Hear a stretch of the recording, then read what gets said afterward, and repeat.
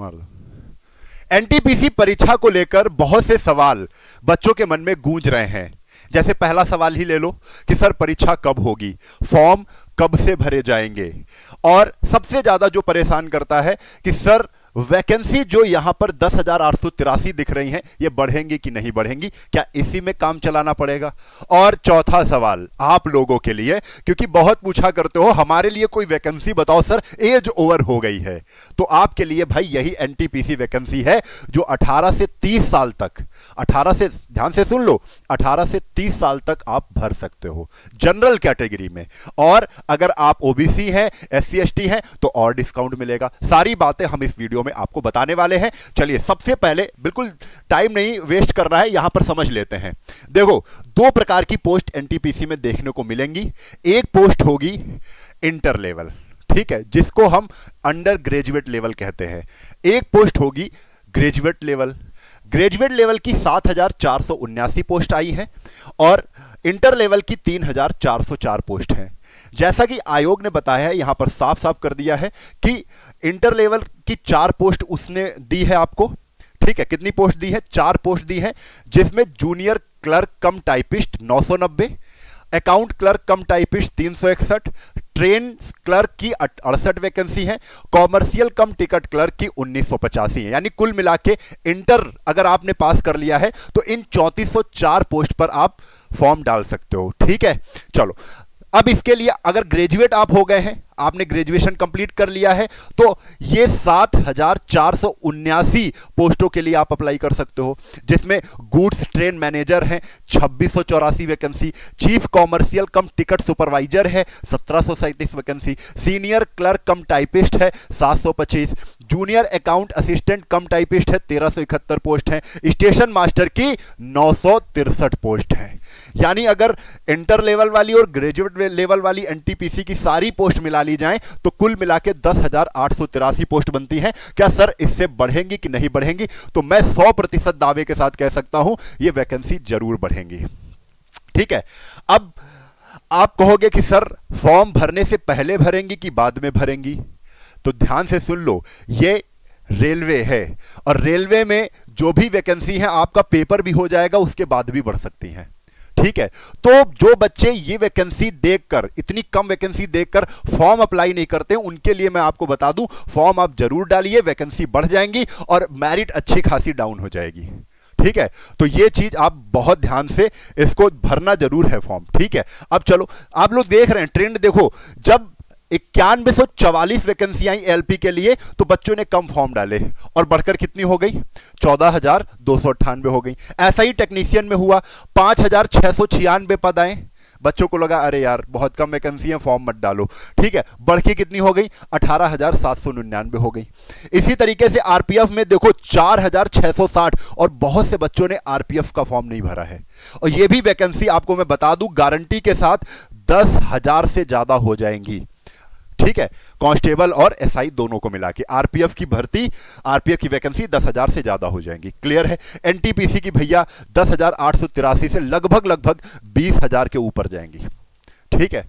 तो ये आंकड़ा जितना मुझे पता है, जितना मुझे लगता है, ये कंफर्म है, ऐसा होगा जरूर, ठीक है।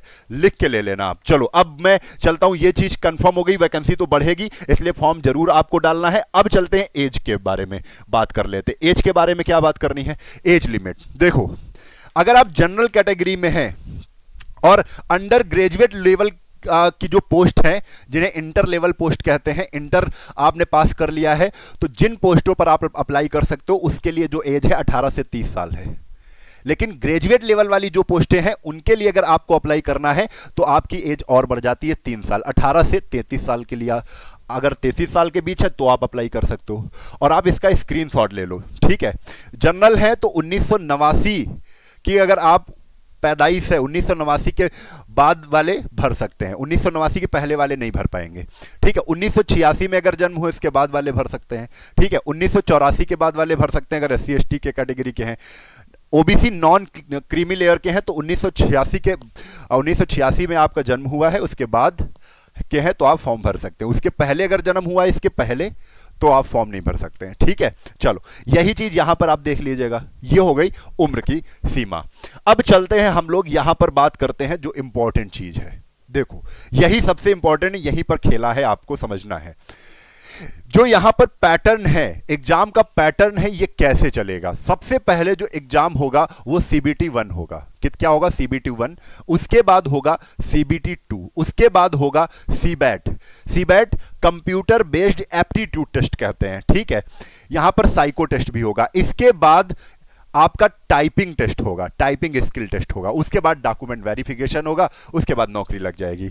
अब इसके लिए यहां पर कुछ खास इंपॉर्टेंट पॉइंट बोले गए जिनको आप समझ लेते हैं। There is a negative marking in RRB NTPC exam 1/3। इन्होंने साफ साफ बोल दिया है कि 1/3 की माइनस मार्किंग रहेगी। ठीक है, 1/3 की माइनस मार्किंग रहेगी। अब यहां पर दूसरा पॉइंट क्या है? The minimum qualifying marks. भैया मिनिमम क्वालिफाइंग मार्क्स भी होने चाहिए। वो जनरल कैटेगरी के लिए 40% होने चाहिए। ठीक है, जनरल कैटेगरी ईडब्ल्यूएस के लिए। ओबीसी एंड एससी के लिए 30% है, 30% है ओबीसी और एससी के लिए, और 25% है किनके लिए? एससी के लिए। अगर एससी है तो आपको पास होने के लिए 25% तो लाने ही पड़ेंगे मिनिमम, नहीं तो फेल हो जाओगे। ठीक है, ओबीसी के लिए 30% मिनिमम, और यहीं पर जनरल और ईडब्ल्यूएस के लिए 40% मिनिमम होने ही चाहिए। ठीक है, यह बात हो गई। अब यहीं पर आप एक चीज और देख लीजिए, 20 time unique candidates are selected for CBT 2। यानी सीबीटी 1 में जितने बच्चे बैठे हैं, मान लीजिए वैकेंसी कितनी है? 10,000 वैकेंसी है। कितनी? 10,000 वैकेंसी है।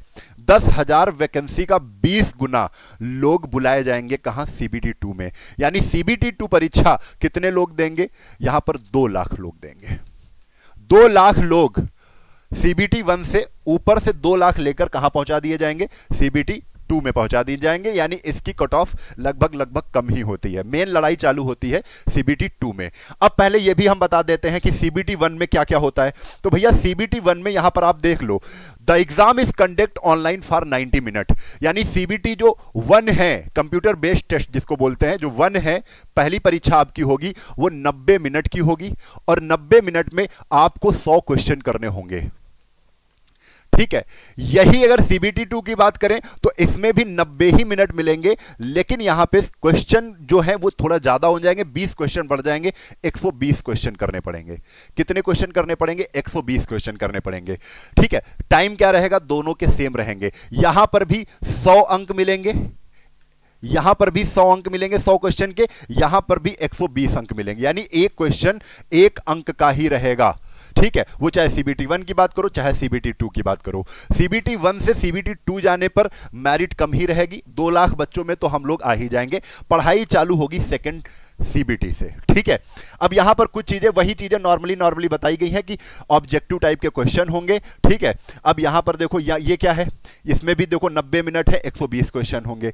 इसमें यह भी बता दिया है कि जनरल अवेयरनेस, मैथमेटिक्स और जनरल इंटेलिजेंस एंड रीजनिंग पूछी जाएंगी। 3 चीजें पूछी जाती हैं। अभी सब्जेक्ट की हम बात करते हैं। उसके बाद भैया खेल चालू होगा सीबैट का।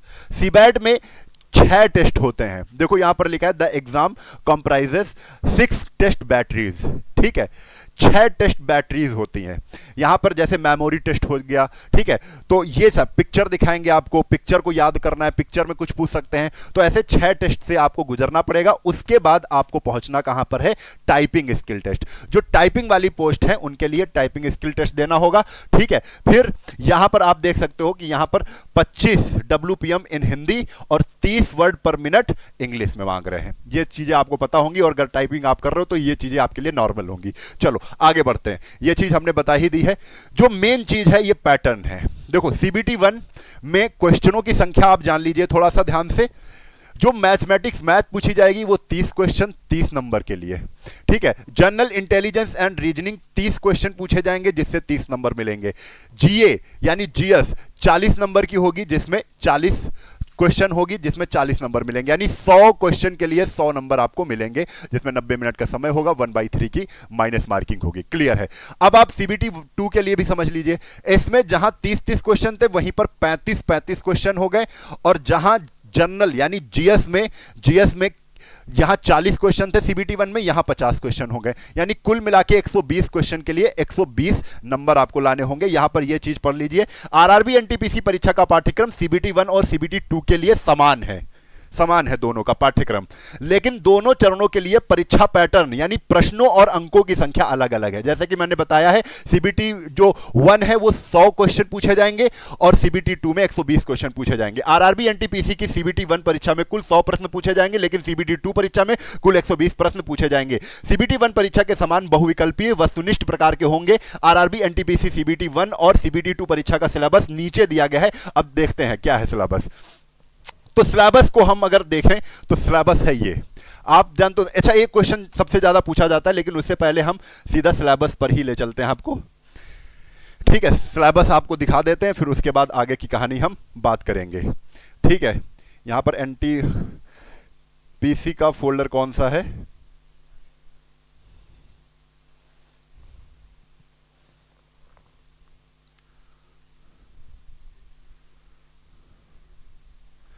चलिए, वो तो सिलेबस तो आया नहीं, सिलेबस में आप देख लीजिएगा, यही आपसे पूछा जाएगा, उसको हम बाद में डिस्कस कर लेंगे। देखो अब इंपॉर्टेंट क्या है, इंपॉर्टेंट है ये, ठीक है, इंपॉर्टेंट ये है कि what is the weightage of current affairs.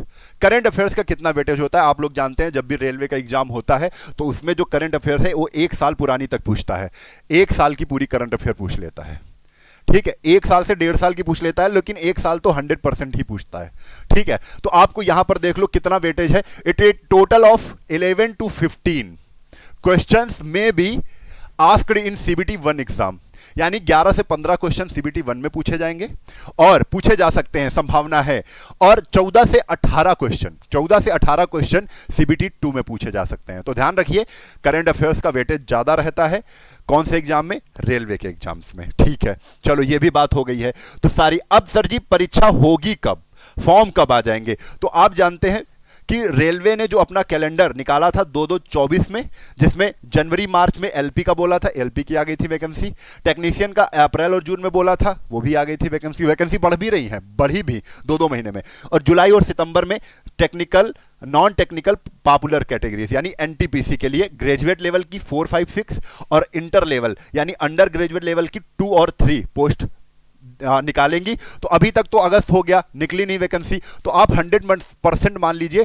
कि मिड सितंबर में ये फॉर्म भरना शुरू हो जाएंगे। ठीक है, इस वैकेंसी के लिए फॉर्म भरना शुरू हो जाएंगे कब से?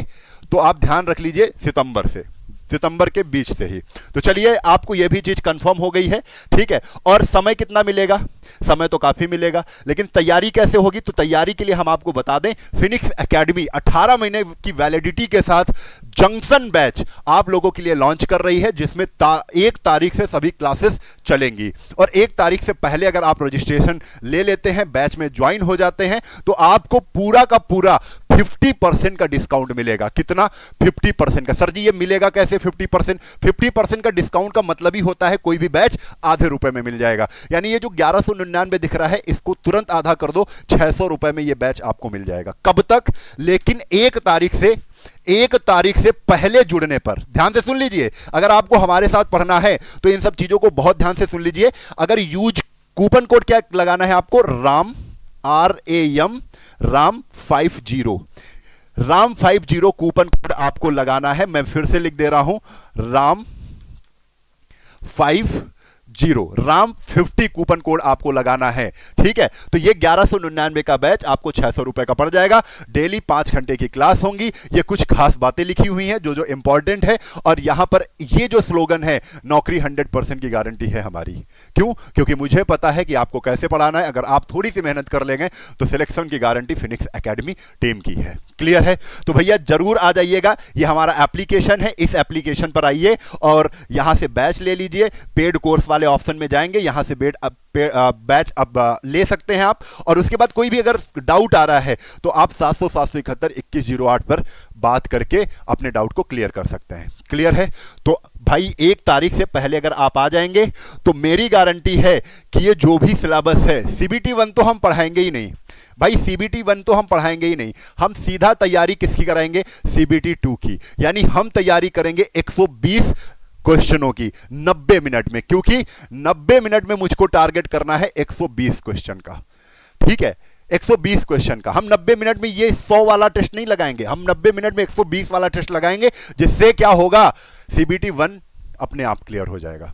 तो भाई अगर तैयारी करना चाहते हो, अच्छे से पढ़ना चाहते हो, वैकेंसी तो 100% है, 15 से 20 दिन में तो आ ही जाएंगी, और उसके बाद आपको 4 से 5 महीने का समय मिलेगा, और उस बीच हम लोग अच्छे से तैयारी कर सकते हैं फिनिक्स एकेडमी टीम से जुड़कर। ठीक है, सारे टीचर्स को जानते हो, उनसे पढ़ रहे हो, लाइव क्लास यूट्यूब पर भी पढ़ रहे हो, एप्लीकेशन भी पढ़ रहे हो। अगर आप अच्छे से सोच रहे हैं कि हाँ ये टीचर्स पढ़ा ले जाएंगे, तो जल्दी करिए, क्योंकि देर करने से कोई फायदा आपको होगा नहीं। ठीक है, टाइम पर आएंगे तो सिलेबस टाइम पे कंप्लीट होगा। जय हिंद, जय भारत, वंदे मातरम।